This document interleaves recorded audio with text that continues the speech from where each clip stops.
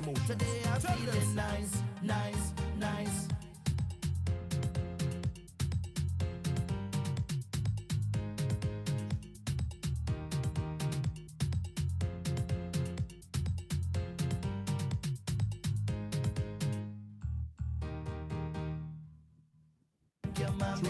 I stay so humble and giving. People don't know how I'm living, but I ain't got no worries, cause everything done paid already. I handle everybody. Now it's time to reward me today. I gon' make a difference. Everything done paid already. I handle my family, and now it's my turn. So I'm going on the road and spoil myself. Take a moment by myself.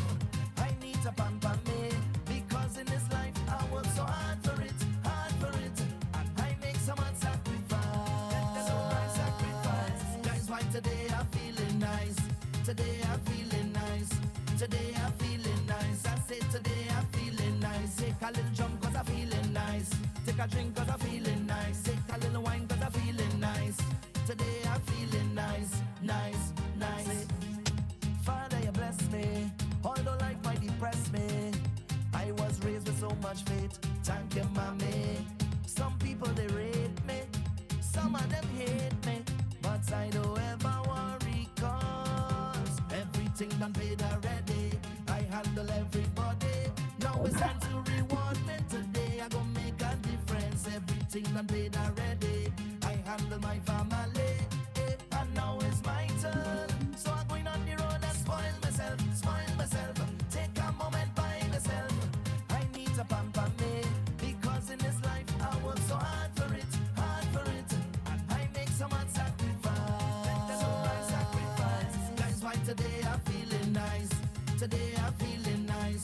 Today I'm feeling nice. I say today I'm feeling nice. Take a little jump cause I'm feeling nice.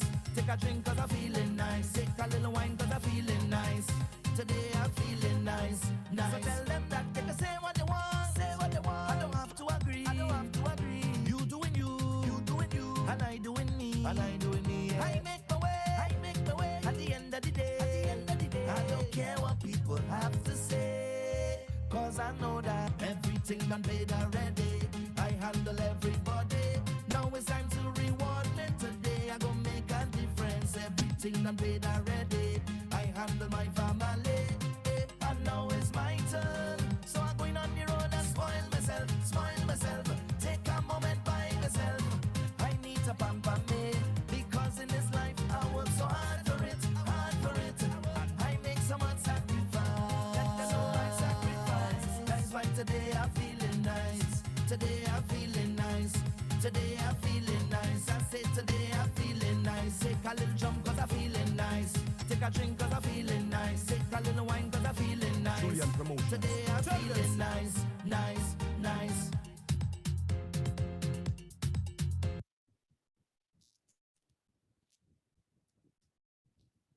Hello, everyone, and welcome. My name is Maria Lala, and I will be your moderator today. I would like to begin by thanking you for your time today as the College of Science, Technology, and Applied Arts of Trinidad and Tobago launches its virtual wellness symposium themed Becoming You, a Better You. In response to the COVID-19 pandemic, the HR division, in collaboration with members of the college community, has developed this wellness seminar to help you successfully transition through the challenges presented by the COVID-19 pandemic. This symposium presents a compilation of online, pre-recorded, and live sessions that will provide attendees with the opportunity to learn from business leaders, mental health experts, professionals from across the college community, and also government representatives and national experts. Our symposium, Becoming a Better You, challenges all of us to become a better person. Taking into account all the challenges we are faced with, we still want the best for ourselves, our family, and generally for our lives. This symposium challenges us, challenges you to achieve this. In today's session, we will address the topic, who are the rich? Practical financial tips for success. Today, we are joined by Mr. Calvin Mendez, Guardian Life of the Caribbean. Mr. Calvin Mendez began his career as a sales representative in 1998. He quickly began his road to success by qualifying for the prestigious $1 Million Roundtable at the end of his second year in the industry. Mr. Mendez continued to perform at high levels as a sales representative by qualifying for numerous company and industry sales awards over the years. In 2005, he became the youngest person in the Caribbean region to ever qualify for a $1 Million Roundtable, top of the table level at age 26. A record he still holds today. Mr. Mendez then became life member of the prestigious $1 Million Roundtable with 16 court of the table and 7 top of the table qualifications over the years. He earned the title of Honor Roll Life Member $1 Million Roundtable after qualifying for 15 consecutive years. After a successful 11-year tenure at CLICO, he joined Guardian Life of the Caribbean Limited as a unit manager in 2009 and continued along the growth path to assistant branch manager in 2015, copying many company and industry awards with his team over the years.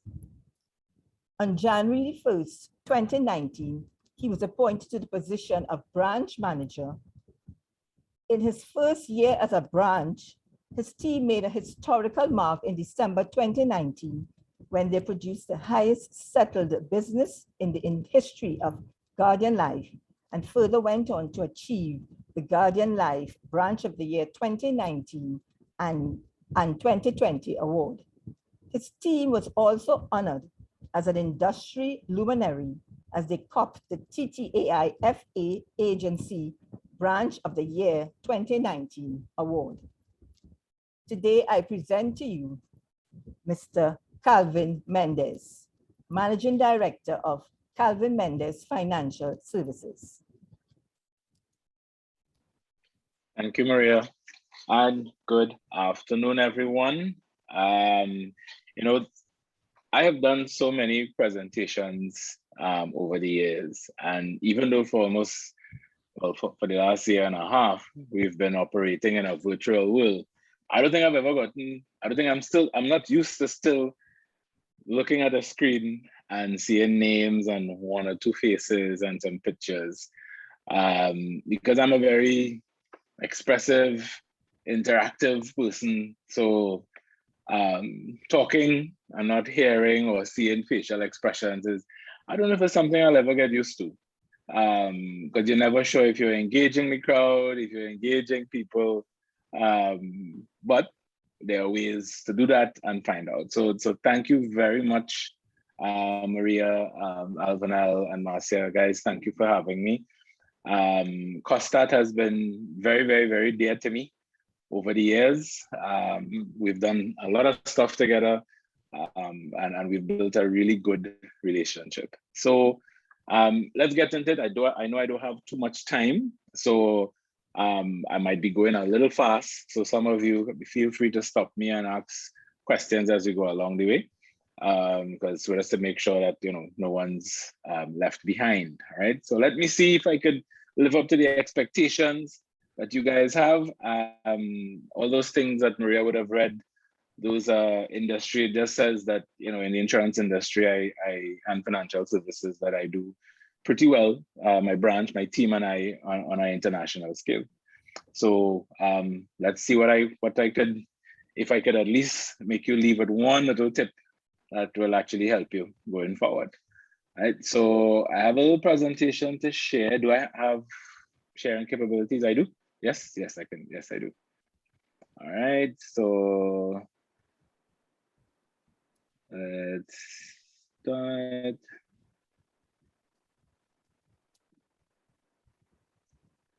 Are you all seeing my screen? No? Yes? Yes, Are you all we're. Yes, seeing? we Are you all are. seeing Yes, we the are. There we are. slide share, or you're seeing my whole We're seeing your whole, not this my slide. whole screen? Yes. Alright. Let me try again. Right. How's that? You all seeing the first slide? Yes, we are seeing the Yes. whole slide. All right, great. All right, so we good to go there now. All right. So the topic today is who are the rich, right? Just move this out of my way here, right? Who are the rich? Practical financial planning tips for success.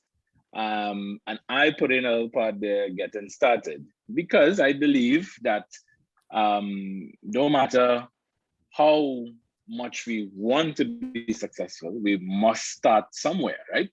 And a lot of people, we believe that, financial success, some people lucky, and some people are, there's the lotteries, the lottos that we have. But for those of us that are working hard and bringing that level, or to build that level of success, we know what we have to do and we know how hard it is, right? Now, getting straight into it, who are the rich? Now, it's hard to say who are the rich in Trinidad, but we can go globally, right? Did my slide change? Sometimes I Yes, know it it is. doesn't. Right. So now there's a big difference between rich people and wealthy people. There's a huge difference, right? Wealthy people have significantly more money than they need or that they want. Now, here's 6 pictures. There are 6 guys here who are the top wealthiest people in the world, starting with, we all know the first bald head guy there, that's Jeff Bezos. Now, Jeff Bezos, he's worth $177 billion, right? I kind of go up and down with the stock price. Sometimes he goes 185 and so forth. Then coming in a close second, we have Mr. Elon Musk. A lot of people question his sanity sometimes, but doesn't question his money, right? He's worth over $151 billion. Then you have Mr. Bernard Arnold. Now, he is the chairman and CEO and owner of what they call the LVMH, which actually stands for Louis Vuitton, Moet, and Moet, the champagne, and Hennessy. So he is the owner of the largest luxury goods company in the world. Then you have coming in a close fourth, Mr. Bill Gates. We all know him. He's been the richest man in the world for years. Some of us growing up, and he is $124 billion. Microsoft, of course, as we know him. Then we have this little baby face boy we have there. That's Mark Zuckerberg, as Facebook, social media.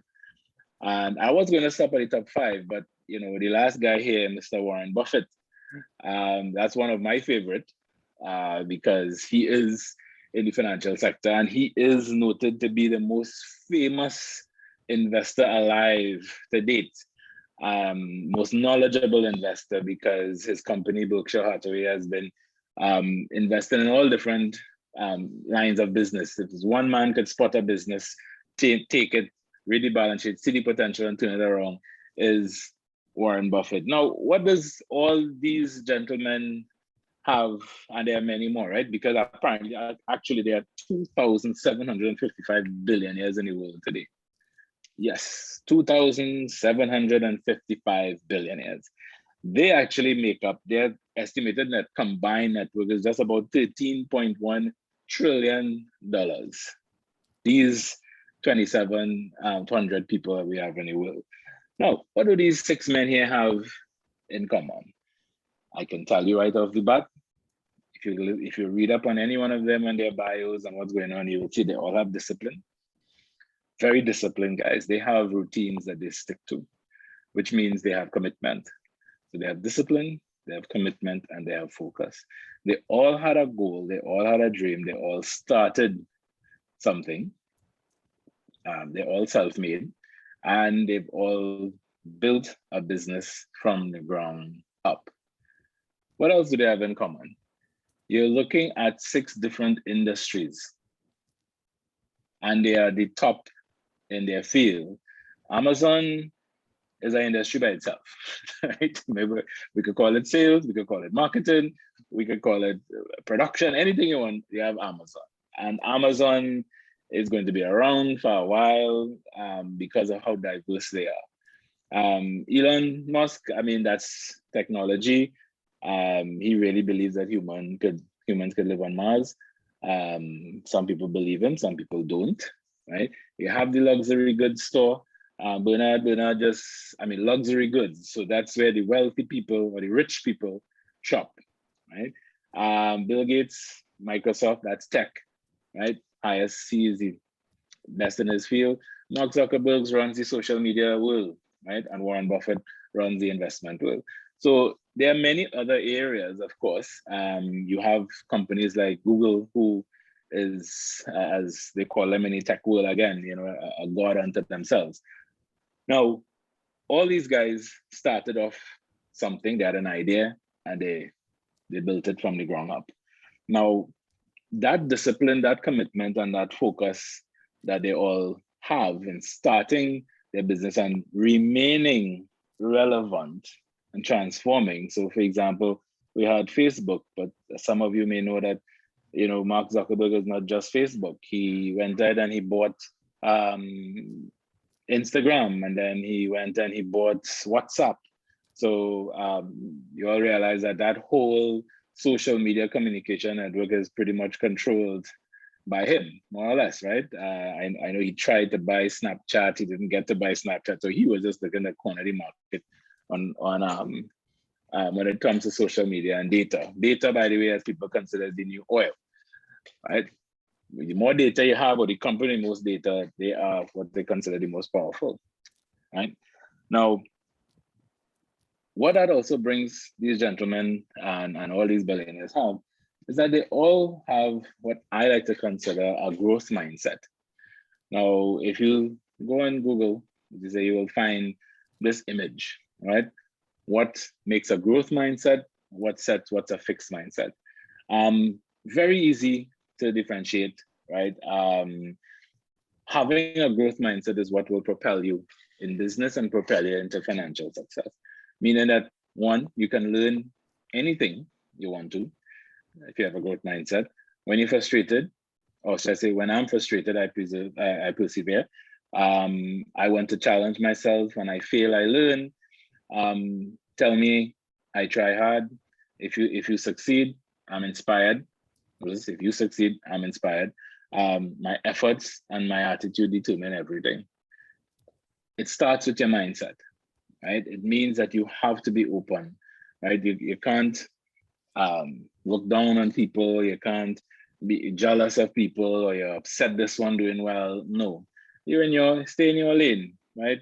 Come up with your ideas, even if it's just pretty much having your own agenda, your own strategy for success, right? It doesn't necessarily mean that you have to be, if you're not into business, then you just want to listen, I just want to be comfortable, then there are little tips as we go forward. You will see how you could actually just stay in your lane and be as successful and manage yourself accordingly, right?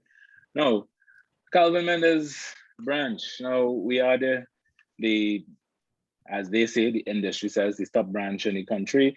And we do offer mostly insurance services, but that just really accounts for 45% of our business. The rest of it is broken up between investment and retirement planning. Now, what we also do is that we help people plan and achieve their financial security goals. My slides are changing, right? Please tell me yes. Yes. I did a presentation once on this, and almost at the end, people tell me I'm still on the first slide. So they thought I was just talking off the first slide. I don't know why. So now we help people plan and achieve their financial security goals. That's what we try to do. Now, yes, like I said, we are in the financial and services industry and insurance services. Of course, if we are helping you plan and we do see that there are any gaps, we would make some recommendations. And if it's services that we offer, yeah, you might feel compelled or you might feel inclined to do business with us. Other than that, the advice is always free. And we do this on a one-on-one basis. We do this on a group basis as well. Now, financial security goals financial security means different thing to different people, right? So when I ask, so if I was to ask, and guys, like I said, I like to be interactive, right? So at least I will know who we're talking to and who, if people are actually listening to me and all of that stuff. So the person right under me is Blossom. Blossom, how are you? I'm Is fine, Blossom thanks. there? Hi, Yes. Blossom. Blossom, Hi. when you hear the term financial security, what's the first thing comes to mind? Um, And that's to you. It means different Yeah. things to different people, because Yeah. after I ask you, I'll ask someone else and they may say something completely different as well. Financial security to me, means, you don't have to worry about money. If you get ill today, you know how your bills are going to be paid. Right? Just being able to afford needs. Maybe So, in some instances, maybe if you want to treat yourself, you can afford to splurge a little bit because right, you're secure, you have that stability, you have the money to do it. good. Yeah, absolutely right. And let me ask Jennifer. Jennifer, are you with us? Yes, good afternoon, everyone. Good afternoon, Jennifer. What is financial security? What does that mean to you when you hear that too? Being financially secure and debt-free and being able to take care of Debt free. Right. Okay. Good. Right. And Nazia. Hi, good afternoon. Good afternoon, Nazia. Well, basically it means the same thing for me. But the two persons said, just being, secure and, having, an extra safety net in case anything happens. We're living in a pandemic. We're not even sure if our jobs are stable, for instance. So Right. just being secure, yeah, and not having to worry.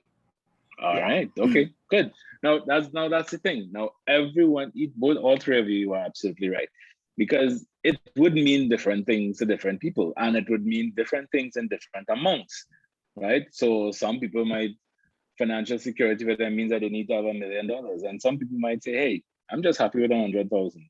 I'm just happy to be able to make groceries and pay my mortgage and pay my regular fixed expenses. I'm happy with that." Right? And like I said, it just means different things to different people. Now, in order to be wealthy, you need to pretty much know what's the foundation. It makes no sense someone coming here or me coming here today to tell you all the things that you can do, or what the rich people do. And so they started somewhere, and they started by building a foundation. They started doing little things that would generate discipline that will allow you to build from going forward. Right? Now, like I say, a house is as good as its foundation, right? Or a company is as good as its foundation as well. So you need to make sure that your financial foundation is as strong as it could possibly be. Now, when we're talking income, there are two sources of income, right? Now, if you look at this picture here, right, and I will ask, let's see who I will ask. I will ask Arlene. Arlene, are you there with us? Arlene Brown. Or does this have more than one Arlene? Arlene Brown. Hi, Arlene. Good afternoon, everyone. Good afternoon, Arlene. Arlene, what you see in this picture here, right? Yes, I am. Right. Tell me what you're seeing. Well, I'm seeing a character and he's working hard. I'm seeing dollar signs. Right.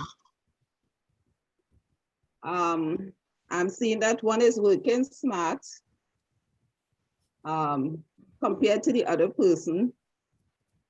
Right. Okay, fair enough, Arlene. I will take that. Right. So pretty much what you're seeing here, guys, is one guy, the guy in the blue shirt, he is working hard for his money. Right. So the money running, he working hard to bring the money in. Right. The other guy has his money working for him. So, and that's pretty much the facts when it comes to life. It's either you at work or your money at work. So it's either you're working for your money to build and generate that income for yourself and your family to meet your expenses.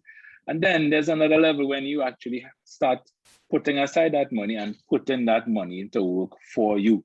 There's a saying, and I'm sure there's actually movies named after it, money don't sleep, or money is never sleep. So having your monies working for you is one of the ideal situations where everyone would love to end up. I mean, nobody wants to be like the guy here in the blue shirts and the yellow hat all his life, where he's just working for your money, and your money not working for you. All right. Now, how do you get to that stage where your money is working for you, right? And we're gonna go through two scenarios, and you'll tell me which one looks like you, because we'll ask, and actually say it to yourself, or should I say recognizing certain shortcomings or certain discipline areas that you need to fix is what we're about, right? So scenario one, money habits. People who show that level of discipline and building that foundation, they budget every month. And I don't mean budget in your head. You have pen to paper, you have a budget document where you can budget your expenses and know exactly where your money is being spent. I can't tell you the number of times where you speak with a financial advisor and they tell you that when they actually do a budget for clients, and this is not just in the insurance world, this is anywhere that money managers doing budgets with people will tell you that at the end of the budget, you normally get, you say, well, okay, based when I look at all the expenses and I add it up, you're supposed to have X amount as disposable income, right? You're making $10,000, you're spending $6,000 on expenses, you're supposed to have another $4,000, and people look shocked. 9 out of 10 people will say, are you sure? And we say, yeah, we're sure. You know, you want to go back to the expenses again? Well, yeah, this is all the expenses. So where does the extra $4,000 go? And you might be surprised where that money actually goes. There was a lady I helped once that when we went through the expenses, we said she's supposed to have $8,000 in disposable income. And this is after she paid mortgage, car payments, everything. And she's like, Calvin, I have no idea where does this $8,000 go? And we looked at the budget inside out, we couldn't figure it out.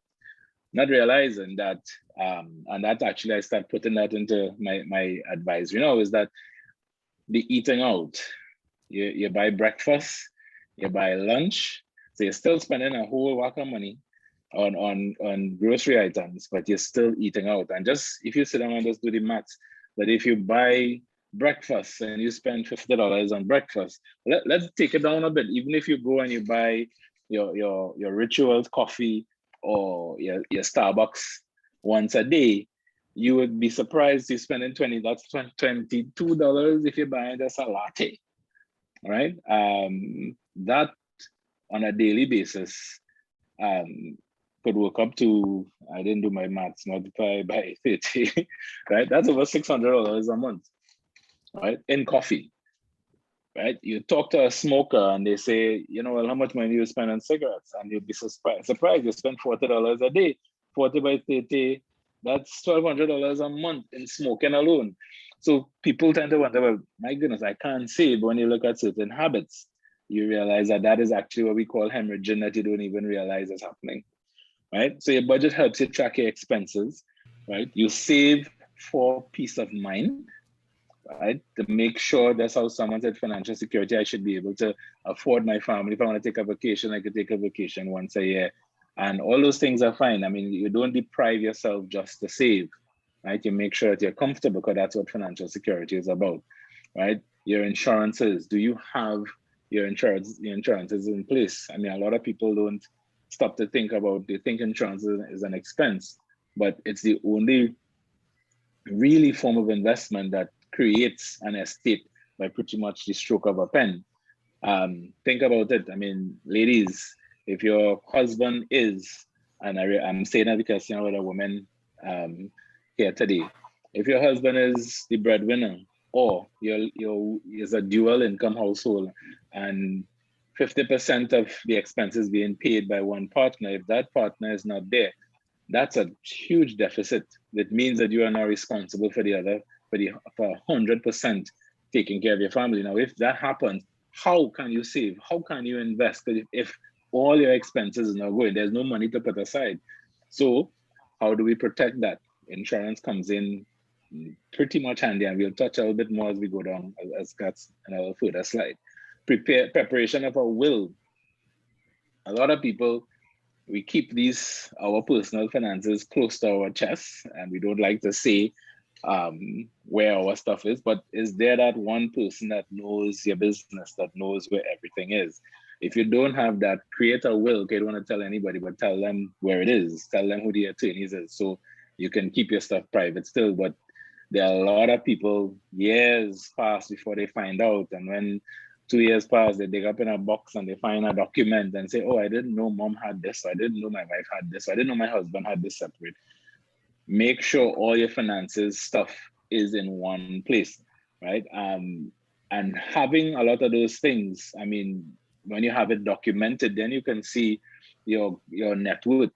Pretty much a lot of us have never really calculated what is our net worth, and your net worth is pretty much your assets minus your liabilities, how much extras you have. And yes, sometimes you might find it in a deficit because you owe more than you actually have, but that's okay. It's temporary. You're going to find a way to work to get yourself out of those scenarios, right? Everybody with me so far? Yes, we are. Yeah. Yes, definitely. All right, good. That's So very now, interesting. good. So now you have scenario 2. What are we looking at here? You're seeing one fella, they're seeing bills, holding his head. One person, he can't make, he just pass out, right? Because there's just too much bills going on. And there are a lot of things that we do that contributes to this. When we think about it, the latest technological trends, everybody wants to buy iPhone 1, 2, 3, 4, 5, 6, 8, 9, 10. Every time something new comes out, we buy it. We want the latest deal. Nothing wrong with the iPhone 11, but we want that 12, right? Nothing, and sorry, I keep saying iPhone because I am an iPhone man. No disrespect to the Samsung users, the Android people.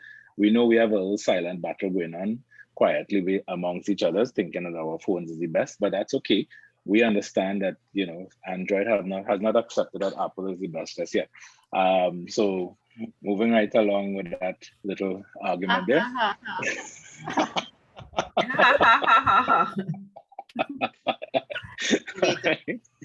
Good. I said it. All right. Then you have the death by deals. Ladies, Amazon just loves sending those emails. Just get them. It just pops up, something that you were just thinking about, it just shows up, right? And then it's like, oh my gosh, I have to spend. This is a good price. It has gotten so bad in my home. My wife is the queen of that, right? You would not believe. I believe that the two guys that come to deliver the packages, they spend more time playing with my dog than I do. The dog's also so happy to see that. As a man, you need to be concerned about those things, because these fellas are here 2-3 times a week. Because my wife loves to shop, and there's always a deal. They had sale. This used to be this price, and I got it this price. Always have a sale. So I know, I live it. It's in my house. I see it all the time, right? Actually, the guy was here this morning, dropping off stuff, right? So I can tell you, death by deals.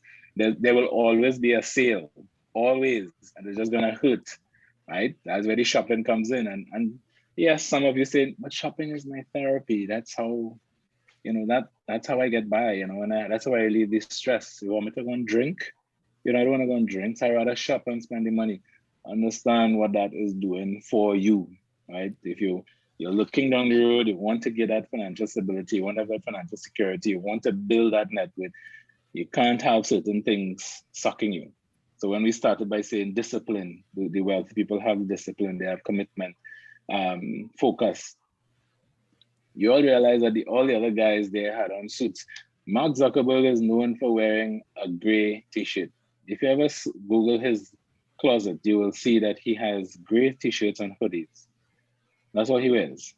And the reason for that, he says, that's what he wears. I agree. Yeah. That's what he wears.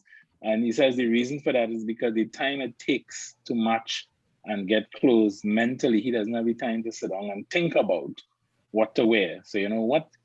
Look at my closet. I have 100 great t-shirts hanging up in there. The same t-shirt, I just put on one every day, right? That's how they think. Now, they also notice that a lot of the wealthy people, not the rich, the wealthy people, they don't wear the name brands. They don't wear the brand name stuff, right? They will pretty much wear regular stuff. You probably will never know what brand they're wearing. One, because they don't want to be seen as giving free advertising for people. But two, they don't really spend bad money. They don't. They understand how hard the money's come. So they reach a certain point that they don't squander, they don't splurge all the time. Nothing wrong with splurging, nothing wrong with treating yourself, right? Like the song was playing, you know, Spoil Myself. That's one of my favorite songs, right? But guess what? Everything done paid already. That's what Cohen said, you know?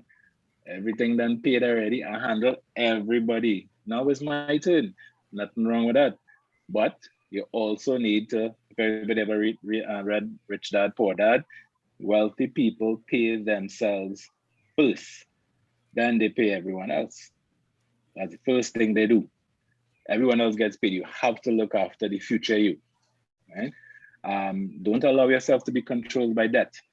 The mortgages, yes, you need a mortgage. So I don't consider that a debt there. Yes, it is a debt, but I don't consider that because it's also an asset, and it's an asset that is actually growing in the process while you're actually building as well. All right. Impulse spending. Someone not on mute. Right. Impulse spending. Be careful about that. Again, you're seeing some of the stuff there. I mean, you know, ladies, all the clothes will always look nice. You know, the fellas don't have it too bad, but you know, they will quicker go and buy something they see and as their partner have a nice room for the car, they'll go and buy it. They don't do it often, but when they do it in larger amounts, right? That's what we do, right? It's really privileged. Right. Now, when it comes to financial security planning, we looking at there are 4 areas that you need to look at. All right. And that pretty much is the security of your family. So we're looking at family security, we're looking at liquidity or investments, retirement planning, and healthcare. Now, I will touch on some of them as quickly because I know I don't have too much time, so I'm trying to run through as fast as possible. So when we look at you starting with your family security, now your family security, that's pretty much your obligation you have to your family. Now, if you are married with kids, then you know definitely have obligation to the children until, well, legally they say 18, but in this case we're looking at 25. By the time they finish university and maybe do a master's or go off to medical or law school thereafter, we will always commit to helping our kids. That's who we are. Now, when a child is born, we all know, most of us would know what that feels like. The first time you hold a baby, the first time you see a baby, everything you want in the world for them, you start planning their life from the time you see them. Actually, in some cases, before they're even born, they plan what school, because now we had to register kids before they're even born to get to the type of school, primary school or kindergarten you want them to go to, you register them before birth. Right? Some people actually register and they even get pregnant yet, right? But every child, name and everything. That obligation you have, that plans you have, those plans are as good as you being able or being around to cement it, to actually see it come to life, because those plans require money. The schools, the university, they're taking care, the medical expenses, those things require money. And if you or your spouse not in a position to do just that, then understand that no matter how much you want to save and how much you want to put aside, there are certain things that you're obligated to and certain things that you need to put aside as well. I mean, first, all right? Now, how can you protect your family? How much money your family will need? And that's a simple calculation. You know, if you do a budget, you will know exactly how much money your family needs to have. And by knowing that, then you know pretty much what you need to put aside, how much you need to save in the event of that you're not able or you're not around to secure to secure those incomes, right? How can you protect and preserve your estate? Now, a lot of these things you will realize that it will mean different things. As I started by saying, financial security means different things to different people. These type of planning, when it comes to financial planning and it comes to financial tips, it is done as an individualized help or individualized consultation, because none of us will ever have the same ideas or the same wants or the same needs as each other. We would have our own ideas, our own goals. Some people may have 5 kids, some people may have 1, some may have none, but their goals for financial security would mean different things, right? You also see my slide on the changing, right? I keep asking. All right, okay, great. Then after you look after the family, right? Then you look at the retirement part of things. You need to understand, guys, that there will come a time when your money is working for you and you cannot work for your money. No matter what you think you might be able to do, you cannot work for it. I don't know if some of you would know, and the guys here would know that here what? You see the barbershop, there's all kind of conversations happening in a barbershop. And I remember this old guy telling us, he said, listen to me, when you reach 40, man or woman, if you don't have any health issues, one will be assigned to you. And that could be simple as your knee started to hurt for no apparent reason whatsoever. And I remember hearing that years ago and I laughed. And I was like, come on, man, if you're taking care of yourself, you wouldn't get anything. Yeah, I haven't pain in my left knee now. I don't know why. It just started, right? So think about it. There are times will come when you will not be able to function. And there will come a time right now that even right now, that some of us wishing we could retire right now. We're not at retirement age, but we wish we could just stay home and receive our salaries. That could only come if you prepare for it. Think about it. You've seen all the talk going on with NIS, going on the system, old age pension. The government is not going to provide for you. And if they're going to provide, they're not providing in any major way. I mean, old age pension is $4,000, NIS is $3,000. And you don't get the 2. Right? If you get an NIS, the NIS will give you 3. You can ask for old age pension to get an additional 1,000, but if you cannot get more than the 4,000 that they were giving for old age pension. So think about that for a second, that if there is no other way, there's nothing, no other income coming, you don't have any other savings or investment generating any other income for you, you are solely dependent on the government, and that is not a guarantee, right? They don't know how long. They keep saying NIS, then something needs to get done. They need to sell off assets because they need to top up the fund. They don't have enough money to support people. I think they said it's 10 years again. They have enough money to support payments for 10 years. Those are some of the things we need to look at. I mean, yes, we live in our life and we're saving money.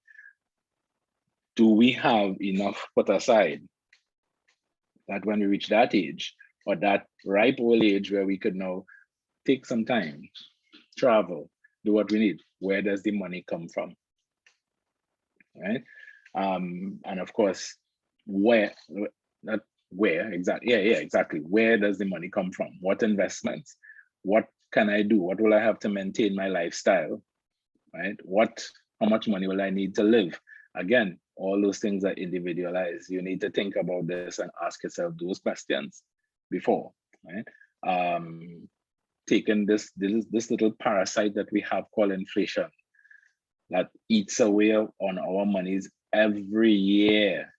There's a saying, if you are in finance, if you are investing lower than inflation, you are losing money. Now, you have core inflation and then you have headline inflation.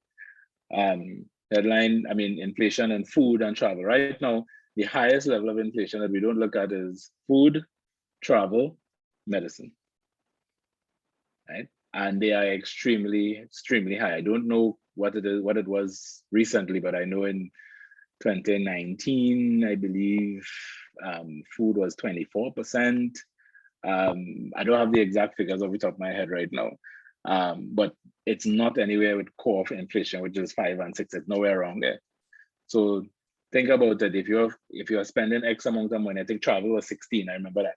If you're spending X amount of money to go on vacation now, just imagine that increasing by 16%, and do the maths down the road for 20 years or 15 years down the road, right? those things are very, very, very consumer driven. So yeah, when you're planning, you plan with inflation in mind, that it's not just eating away at your investments or at your income, right? Retirement means financial freedom, right? There was an old saying, not an old saying, J.B. Fernandez said that, when I retire, I want to make sure I have enough money to give my children because I will see more of them. And I don't think people understood that what he meant by that is that if every time your kids come to see you, they have to bring something and they have to take care of you, chances are you may see less of them. But if you are in a position to help them all the time, they might just want to see more of you, especially the grandchildren who love to get a little present every now and again from grandma and grandpa, right? My in-laws, they come every time my mother-in-law and my father-in-law come, say they bring a little present for my old daughter. Every single time. I say, oh, they're spoiling the children. Every single time. There are people that can't do that, right? There are people that are retiring to a second job, right? Retirement should be a choice. You should want to retire. So this is my choice. It shouldn't be that you can't. That, listen, I have no idea, I have no choice. Can you extend my contract? I need this, I need funds. Can you do that? No, retirement, this is something that you should make sure that when you retire, you could say, hey, see ya, right? You could walk in your office and tell Alvinel and Maria, all right, already guys, I gone, right? I have served my time. I have a cruise booked in the next 2 weeks. I will see you all, Costat, later, right? That's what retirement should look like, right? In Maria's face. Yes, Maria, you're in HR, so they'll come and tell you, you have to go to HR to retire, right? Right? And of course, in planning is time on your side, right? Healthcare, guys, we need to take special, when it comes to financial planning, you need to take that into consideration. You see critical illness, I don't think the average age right now in Trinidad and Tobago for critical illness, for heart attack, is 46 for men and 48 for women. That's the average age. Breast cancer, 1 in 8 women are being diagnosed with breast cancer in Trinidad and Tobago. So we could plan. If I sit with you and help you put all kind of things in place to help you save money and build that financial estate, 6 months of a critical illness will wipe out 10 years of savings. 6 months. And no matter how much money you save, no matter how much real estate properties you would have acquired over the time, you will sell all of them just to make sure that you save your life. Every single one of them. You will spend it all. And then where does that leave you? Right? There are things you can do that you can put in place to see it that you make sure that these 2 tips is what I consider bulletproofing your financial plan. You have to make sure that anything you put in place, a lot of those little tips, a lot of those little things could happen that will hinder your plan from being a reality. And I can tell you, a critical illness, heart attack, cancer, stroke, those things could come like a thief in the night, right? And you would be surprised, right? There was one lady, the husband refused to go on the plan, on his company health plan. This was about 10 years ago. And because he was working on the port, the MD said, no, if something happens to you, that'll cost me money. You know what? I'll pay for it. And 3 months after, his wife was diagnosed with cancer. Right? And from diagnosis to 3 months after, we paid out $483,000 in claims. 1 rounds, 1 dose of chemotherapy could run it anywhere from $3,800 to $4,800 a dose. And when they tell you you're taking a rounds of 10 or 20, do the maths, right? When they say I have to get someone says I have to get chemotherapy or radiotherapy, I have to get 10 sessions, I have to get 20 sessions. That's how much that could run here. All right. Sorry.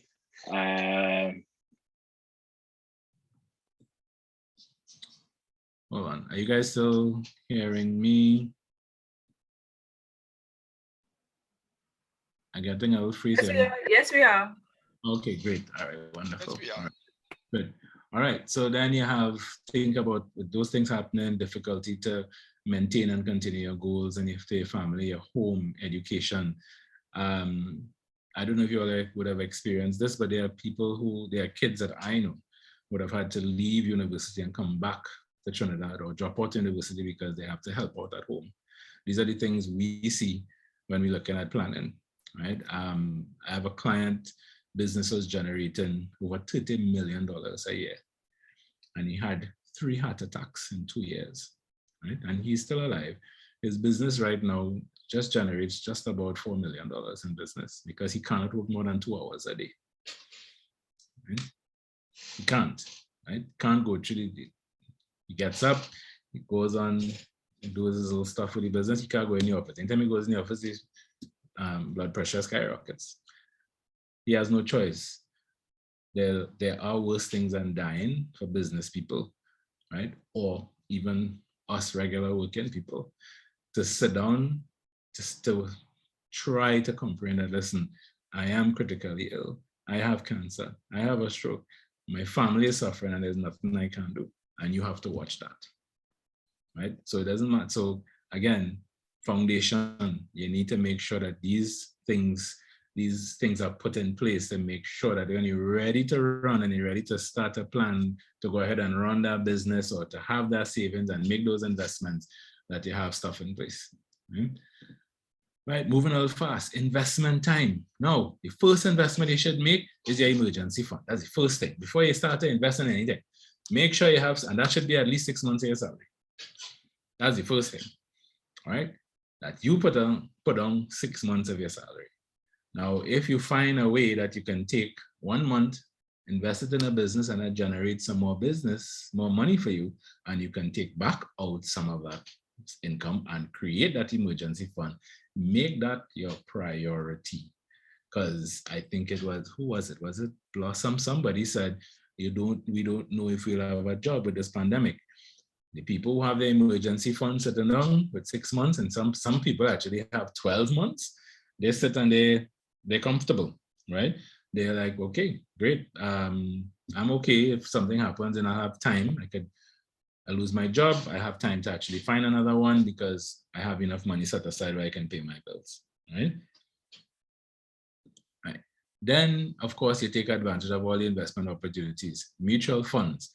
A lot of people say, Calvin, I want to invest, but I don't know where to invest. What sector? I see, energy. I see the stock market, but I'm so concerned. Sometimes the best place to start is with a mutual fund. And a mutual fund is, picture a pie chart with different sectors, and each sector represents, each part represents a different sector. Mutual funds is the best form of investments to give you for diversification. And of course, what that does, that actually hedges your investments. It means that instead of investing in one area, so you go into the stock market, right? And by the way, Trinidad stock market is one of the safest places to invest because there are so much laws that governs it. It's not like the US where you can go to sleep or you watch your stock in the morning before you go to work, or when you come back in the night, you realize you lose half your money. That don't happen in Trinidad, right? Our stock prices don't drop more than 10% in any one day. So it gives you enough time to see it and pull out if you need to. But a mutual fund gives you diversification, and you can now invest in one fund, but that fund is invested in many different areas. And of course, you look at their risk tolerance, so they can tell you which one works best for you, which one has, you look at the more equity in a fund, it means equity, stocks, and a little bit more risky. So you look at the more equity a fund has, the more risky it is. So you choose which one that suits your best risk profile, right? Then you have your fixed income investments that don't really generate much returns for you. Those are things like your fixed deposits type funds. They just give you, so they tell you get 2%. Actually, the banks right now, you're not even getting more than 1% in the bank for a fixed deposit. but you will see other companies giving you 3%, 2.5, 2.1, 3.6, right? Now that's, again, you're investing under inflation, less than inflation. So, you know, you're losing buying power of your dollars. So I always tell people, listen, take a little risk, invest in other mutual funds, hedge your investment. You could put some in fixed income, like a fixed deposit, or one of those, what they call repos, which is just another name for a fixed deposit, really. You can invest in those, but hedge it so you can get some a steady growth rate, or a bond. Sorry, how could I forget bonds? And then you could use some of the equities to kind of hedge it to make a better rate of return of going forward. Right? Again, all those things can be planned out because of you, based on your risk tolerance. Some people say, I not really, you see this up and down, I not in that. I'm making money, let me just put it somewhere and let me get a little fixed rate, and I'm happy with that.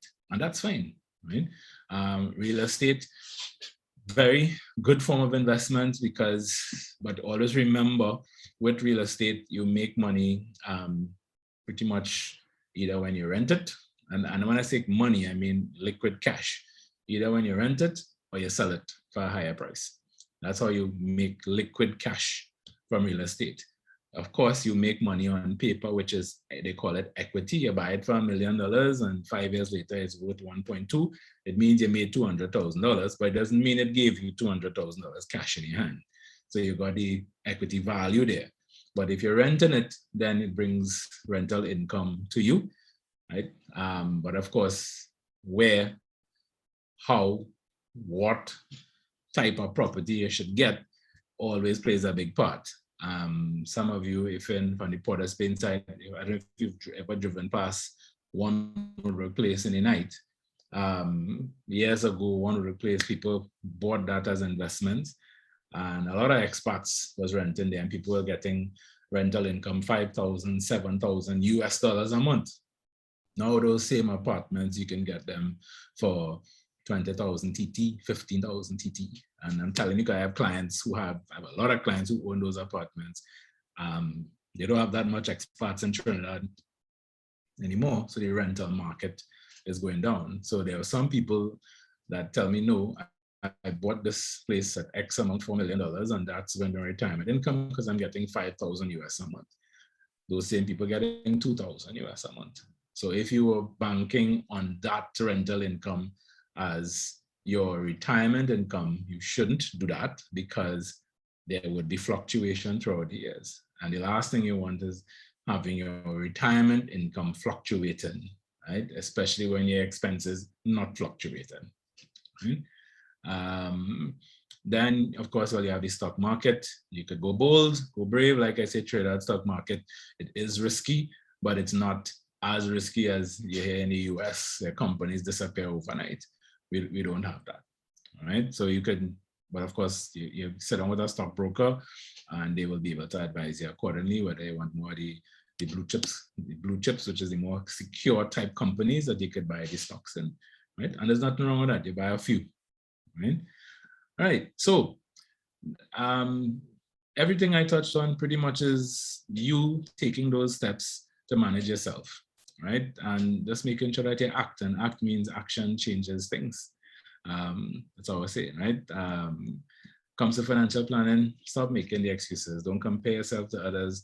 Manage your expectation, right? Be contented with what you have, right? And you know, don't be a pretender splendor. You know, don't, you know, everybody say, the old people saying, don't hang your hat where your hand can reach, right? You know, without self-discipline, success is impossible, period. Right?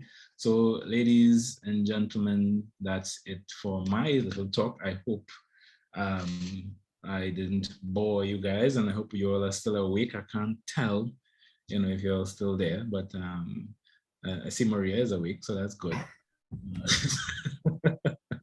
All right, so now I'm open to any questions, comments, concerns. Sophia, yes, thank you. I see that you're there. Thank you very much for still being with me.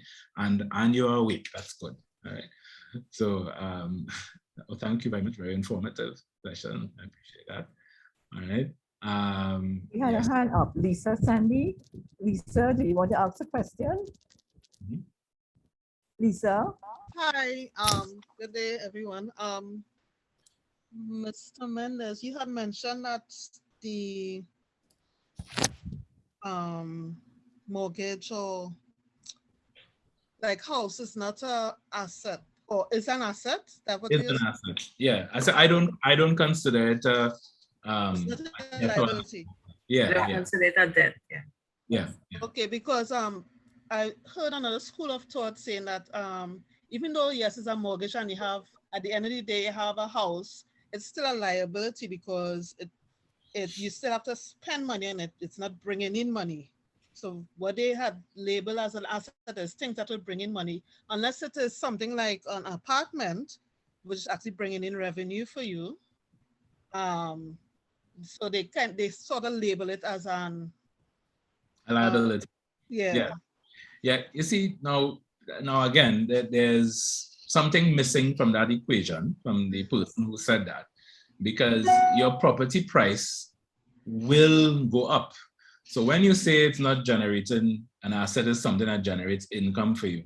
There are two types of income. You have your cash liquidity income, and then you have your income on paper. So there are a lot of companies, when their profitability, their revenue is low, they look at the property prices and they just do a valuation on their property prices, and it sends the valuation that goes up. So if you say, I bought a property for $1 million and I do a valuation, it's now valued 1.3, I made $300,000 on that property. So is that income that's generated? Yeah, technically it's income. It doesn't give you money in your hand, but when you actually sell it, then you make $300,000. Now, Okay. I believe, so that's why I say it's your home. It's where you live. It's providing a roof over your head. And yes, there is a mortgage on it, but let's face it, as the mortgage goes down, the property price, so it's supposed to go up. Depends on where where you buy it. It's supposed to, right? So I don't. So yes and no. Yes, I know. Yeah. Yes and no, but it's about you, right? Yeah. Because this is your home. Because yes, you will spend on it, but most of the spending that you have, it's like, I went by my sister. They just bought a home in Jaguanas, and that was the third time I went by them. And every time I go in there, the house looked different. Yeah. Because you keep enhancing the house, you keep finding things to do. Because when you live there, yes, you're spending money on it, but you're beautifying your asset. You're beautifying. It actually makes it look better. I mean, when I bought my home, it didn't have a pool, but I put in a pool. When I put in a pool, the price gone up. Right? Yeah, so I spend money on it, but it also send the property price, and if you ever, anybody, there's HGTV, yes, I watch HGTV sometimes, and you see people, they buy it and of course they flip it, or they have the love it and list it, where people spend money on a property, and by the time you finish, the value of the property goes up. So that brings also income, but not income in your hand. It increases your net worth. Okay, well, thanks a lot. There's one other thing, just one other question. You were talking about the investments, different investments.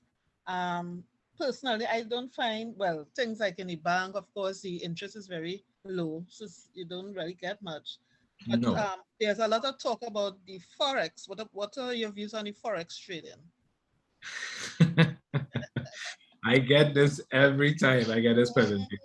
I get people asking me, what about Forex? Now, Forex, you make money with Forex, right? You do, right? But it's a unregulated industry. So all I would tell people, say all that glitters is not gold, right? Understand that it's unregulated, so you don't have any recourse if something doesn't go. And I have people approaching me all the time. And recently there was one, I wouldn't call the name, but they came and when they said, well, you're making 30%. And I said, 30%, that sounds great. But there's 30% a month. But there was a 20% buy-in. So it means that if you give $100,000 or you give $10,000, $2,000, if it's $10,000, $2,000 is a buy-in, which has an administrative fee. So you're really making 30% on the $8,000. And then when you come out, there's a 20% exit charge to come out. So my advice to that is that if you're going into that, pay attention to the fine details, right? Ask what is the open-ended charge and what is the exit charge, because a lot of them have the open-ended. So you pay a charge to go in and then you pay to come out. So you might end up making 30, but when you come out, because you might lose 10 or 20, you might end up with 10, which means that risking really would that 10. You could get that 10 somewhere else. You could get that 10 on the local stock market, which is regulated. So from that standpoint, I am always wary. So I don't invest in Forex trading, only because it's not regulated and you get too much. You see, when people ask me a question and they can't give me a straight answer, I am always very concerned about that. Or they try to answer wrong, and we can't get anywhere. I am very, I mean, they say, money is the root of all evil. I love my money. We have a very close relationship, and I try very much for our relationship not to end in a negative way, that we have to part with each other. So that's pretty much how I feel about it. So okay, thank you very much. With Forex, you'll make some money, but to look at the fine prints, your open-end charge and your back-end charge. Okay then, thanks. Seeing Marcia, then I seeing Sophia has the answer. Yeah, Marcia, right? Yeah, I am Calvin. What would persons listen? What will you say to the person who is listening and thinking that they don't think that they have enough money to invest? Because persons normally think to invest that they always need this big set of money. Because you always think about investment for persons who, like I said, only the wealthy invest. What would you say to the person who doesn't think that they have sufficient funds to invest? Yeah, that's not true. It's just, you just need to start, right? Everybody, like I said, financial security means different to different people. And it just means that your foundation and where you would want to go is different from somebody else's. Marcia will be different from Maria, and Maria will be different from Nazia, and Nazia will be different from Nicole. So, but the thing about it is to start, right? And you'll grow over the years. Right? They don't need to say, well, I need to have a whole bulk of money. No, you don't. There are mutual funds that will allow you to start with $500, $1,000, right? Even some of the credit unions have some of those type of funds that you could invest in. You have the UTC. I personally don't think the banks is not the best place to invest. I think banks are more for financial transactions. That's my personal view. So I don't have like a Reutron. I don't have those type of funds with the banks. I don't, because there are other funds out there that you could get a much better rate of return. I mean, the banks will give you, they give you security, and that's what they pride themselves on. I'm a bank, and if you think about it, that's how we were kind of cultured growing up, right? Go to school, get a good government job, open a bank account, right? That's pretty much how we work, and we look at the banks as, this God. But I mean, let's face it, the bank's taking our money and they're lending it out at a higher rate, and they're making money on our money, using our money to make money, right? And that's what it is, pretty much, right? And I mean, when you hear certain banks, if you're going over the counter, if you're going to do a transaction over the counter, you have to pay them. So you have to pay them to give them your money, and then you have to pay them to take out your money. That's just, I mean, come on. I think that is taking it too far, right? So no, you don't need a lot of money, you just need to start. Right? Thank you very much. Right?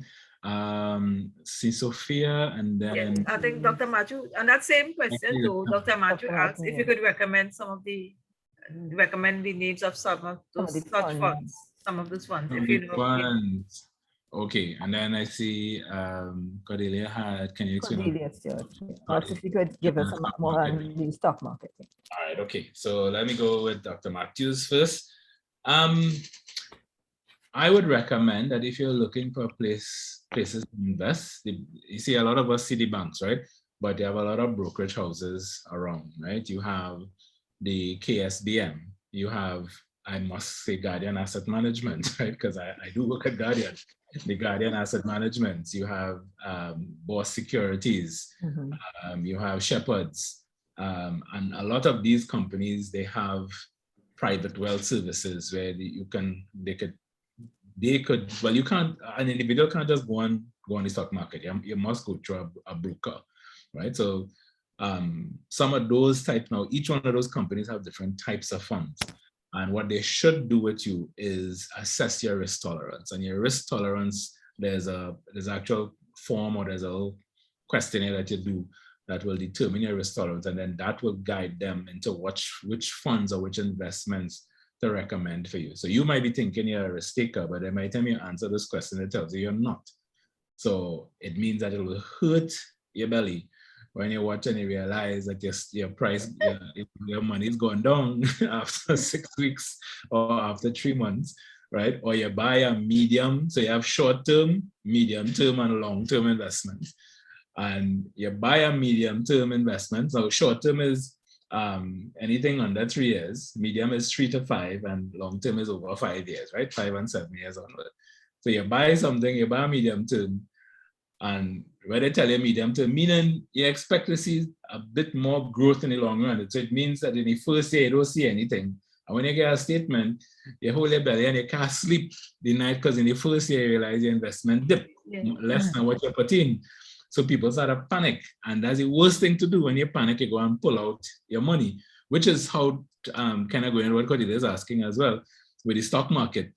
You go into the stock market and some people expect returns right away. It doesn't always work like that because it comes into where and how you enter the stock market. Stock market, it's fundamentals. You buy low and you sell high, right? You buy a stock, hopefully the price is low enough and you hope the stock price goes up.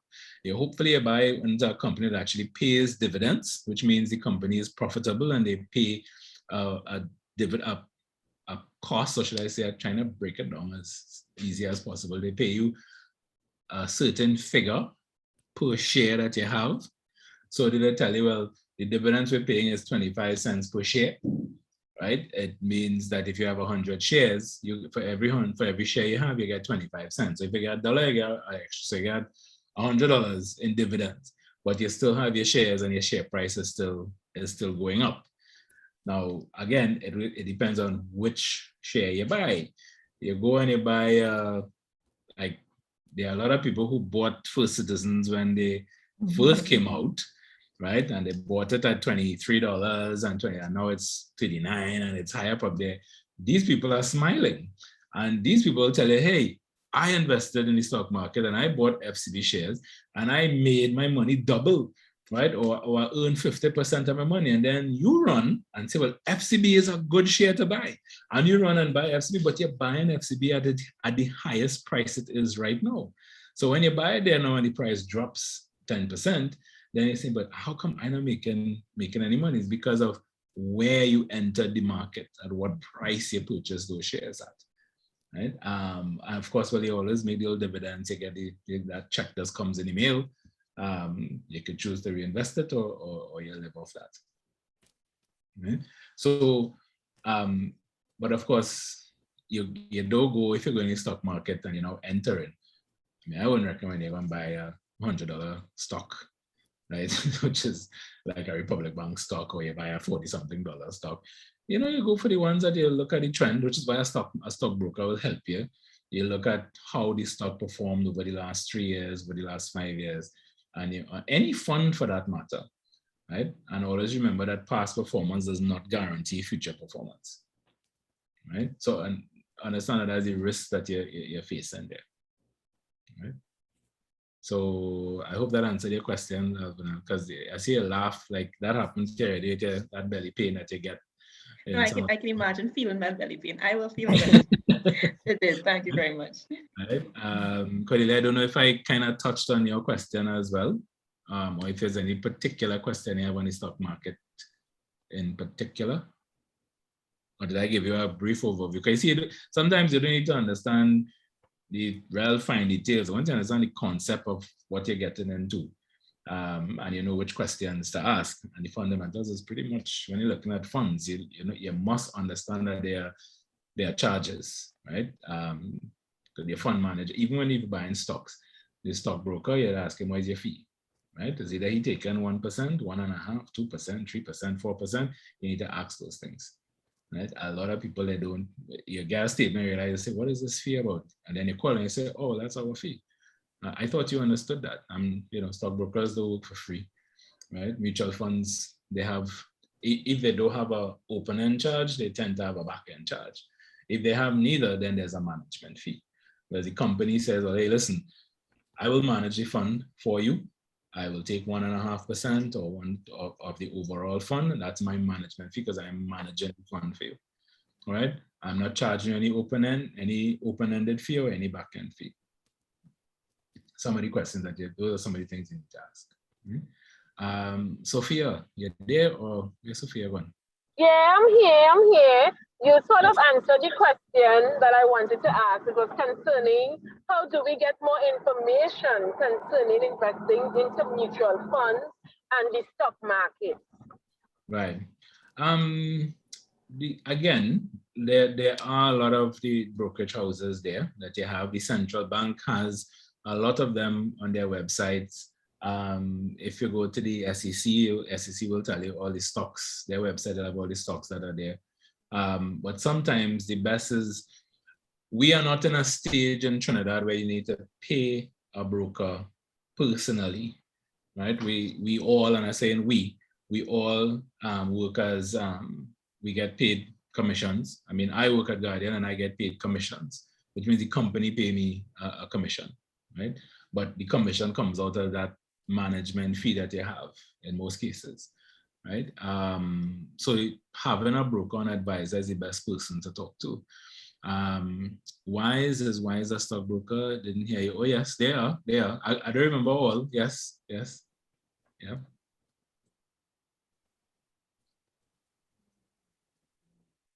That's from Rudy. Roddy Baptiste. Sorry. Right. So there are a lot of them, right? And like I said, they're all reputable because we are all governed by the central bank. And one of the good things that came out of CLICO is that the act, both in the insurance side and the finance side, was actually amended to give the central bank more teeth, where they could pull you up more for actually going off course. So for example, insurance companies are regulated, audited every 6 months, right? Insurance companies are not allowed to lose people's monies. So you have to tell central bank it's considered liabilities. Your premium, the client's premiums is considered liabilities. Well, we accepted it. We got 100 million this last 6 months, and this is how we're going to invest it. And they can tell you, well, you can invest in this, you can invest in that, but you can't invest in this. That's how heavily regulated insurance comes right now. Even banking, they look at all banking fees and banking charges, credit unions, every cooperative. Not a credit union card is going to invest anywhere. They must pass by the commissioner first, commissioner of cooperatives, before they make any type of investments. So there are a lot of regulated, so which is why when you ask about Forex, I say it's an unregulated industry, not just in Trinidad, worldwide. So things like Bitcoin and cryptocurrencies, those things, not regulated. You make money, but you make money at your own risk, and understand when you lose money, there is nothing you can do about it. There's no, you have very little recourse you can get. Here, you have a financial ombudsman. Is there anybody else would like to, any question? Anybody else want to put questions? Anybody? We can take a last question. Anybody would like to ask anything else to Mr. Mendez? Calvin, please. I insist people call me Calvin. Okay, great. Okay, so we would like to thank you all for attending today, and specifically Mr. Calvin Mendez for being here with us. I'm just going to put like 3 points. He mentioned 3 things he talked about, which was like the financial security. And he also talked about, well, the funds and remaining relevant, focus, commitment, and discipline. All right.